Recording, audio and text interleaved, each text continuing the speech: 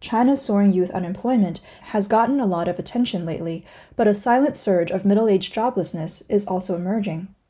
Look at this factory, paying 18 yuan an hour, providing meals and accommodation, and still hundreds of people showed up. There's just so many people looking for work these days. Guangzhou and Shenzhen bus stations are filled nightly with individuals unable to find work. Currently, there are over 200 million people in China engaged in flexible employment. Just take a look. Even the national broadcaster CCTV avoids reporting on unemployment rates, so there's no shame in being unemployed. I'm not trying to bring anyone down, just sharing what I see. Look at these delivery riders in broad daylight without orders to pick up. This last resort seems to be fading away. Even shopping malls have fewer orders. Earning a fortune as a delivery rider is now a thing of the past.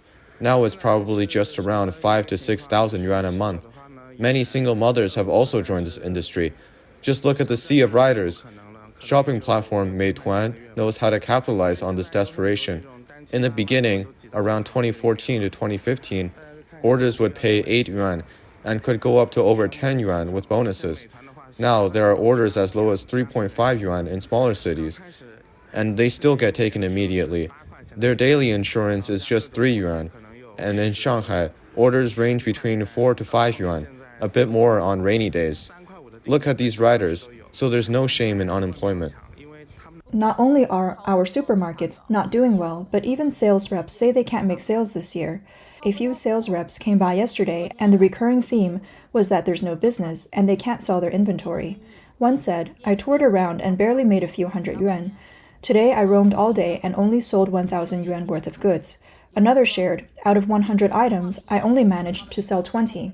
He mentioned how when business was good, they didn't have time to visit smaller shops, but now they're going everywhere, selling whatever they can. The state of sales is dire, and for reps who rely on commission in addition to their basic salary, many are only making around 3,000 yuan, $411 a month. He said last year he could get over 10,000, at least 7 to 8,000. This year's situation is so bad, he said it's not enough to survive on. On July 17 this year, Beijing Youth Daily reported that at the press conference on the economic performance of the first half of 2023, held by the State Council Information Office, Fu Linghui, the spokesperson of the National Bureau of Statistics and head of the National Economic Comprehensive Statistics Department, shared that the average national urban unemployment rate in the first half of the year was 5.3%, a decrease of 0.2 percentage points from the first quarter. The rate was consistent in June at 5.2%. The latest unemployment survey reveals a rate of 5.1% for local urban residents. For migrant urban workers, the unemployment rates are 21.3% and 4.1% respectively. Among the labor force aged 25 to 59, the unemployment rates for those with a junior high school education or lower, high school, associate's degree, and bachelor's degree or higher are 4.4, 4.4, 3.9, and 3.2 respectively. In a survey spanning 31 major cities, the large urban cities' unemployment rates stand at 5.5%, consistent with the previous month's data. On average, employees across the country work 48.7 hours per week. On October 18th, during a press conference held by the State Council Information Office regarding the economic performance of the first 3 quarters, Shen Laiyun, the head of the National Bureau of Statistics, announced recent data. He stated that the National Urban Survey unemployment rate averaged 5.3% for the first 3 quarters. In September, the rate was at an average of 5%, making a 0.2 percentage point decrease from the previous month, showcasing a continuous decline over the last 2 months. However, some netizens are skeptical of the official unemployment figures. Based on data from the latest population census, they estimate the unemployment rate for those aged 35 to 55 to be between 11.4% and 25.2%, indicating a rising trend. In some areas, the rate has even surpassed 25%, making the national average of 5.5% questionable. This trend is evident among food delivery drivers. Known for its low entry barriers and relatively high income, food delivery had been an attractive option for the unemployed.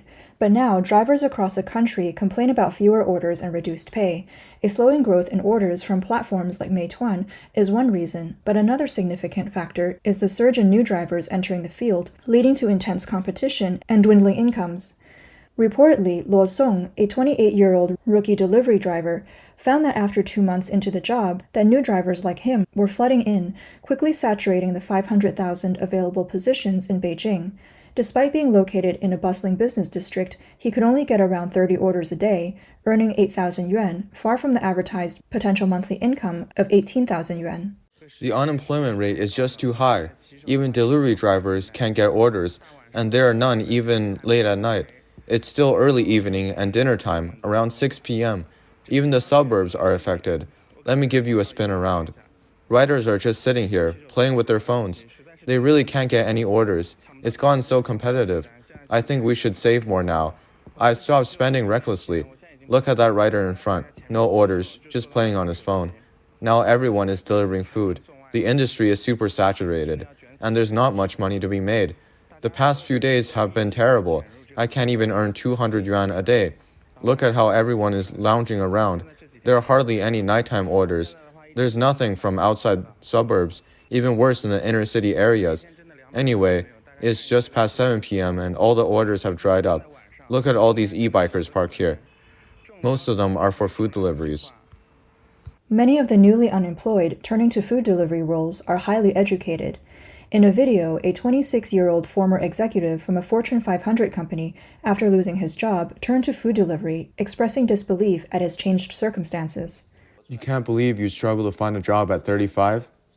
Right, I couldn't believe it either. I used to be a director at a reputable Fortune 500 company. After leaving, I searched for over a year, reaching out to over 600 companies. And what happened? None hired me. When push comes to shove, who cares about pride? I openly declared my bankruptcy and unemployment on social media, asking for job referrals and admitting I'm resorting to food delivery. It felt like shedding my previous status instantly. On June 9th of this year, Chinese shopping platform Meituan revealed statistics about the educational background of its drivers. Of the 3 million drivers, 24.7%, or approximately 740,000, hold a degree from a junior college or above. Surprisingly, this number includes 170,000 bachelor degree holders and 60,000 postgraduates. The challenging unemployment landscape has not only resulted in a spike in the number of delivery drivers, but also has seen many turning to Didi, a ride-hailing service, given its flexible work hours and decent earning potential. However, the influx of new drivers to Didi, much like the delivery sector, has increased competition significantly. Some netizens complained that after spending 160,000 yuan, almost $22,000 to buy a car for Didi, they only managed to earn 96 yuan in 10 hours. Hey friends, this is the reality of being a ride-hail driver. I work 10 hours and earn just 96 yuan. Another day without discounts, and I can barely afford to eat. I spent 160,000 yuan on this car. After driving for a whole day, I can't even afford food or pay for electricity. It's tough, friends. How's it going for you all? With this kind of scenario, how is one supposed to live? It's so painful. If things continue like this, I'll have to join the discounts to compete. Even less driver means better chances for others. Look at this, we can't even get proper meals.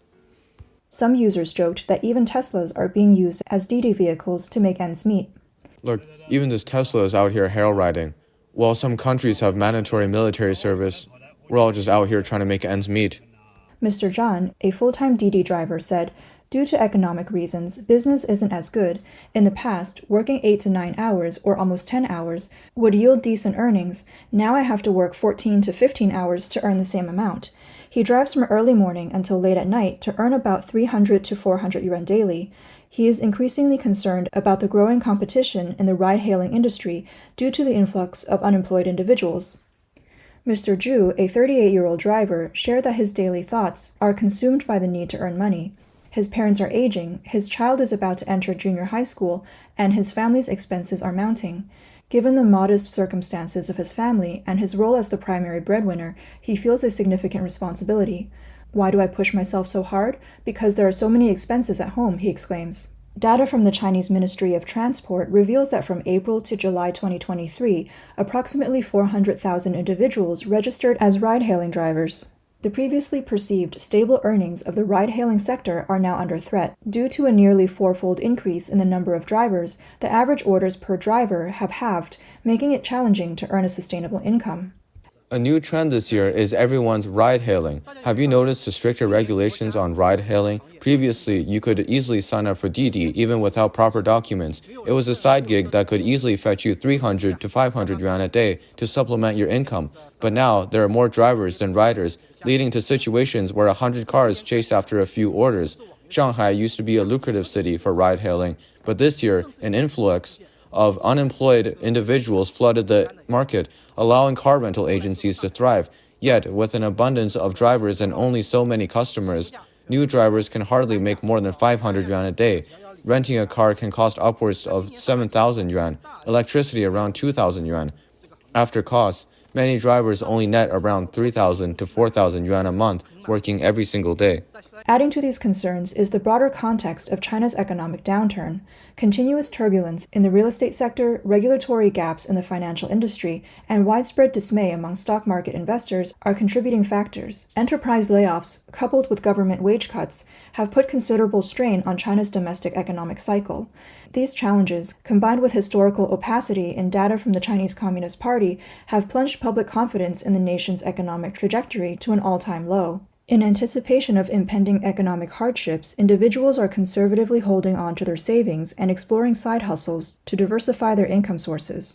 In such a dire economic scenario, the rise in business shutdowns and swelling unemployment figures is seen as inevitable. With the influx of job seekers into low-barrier occupations like ride-hailing and food delivery, even these sectors are becoming fiercely competitive.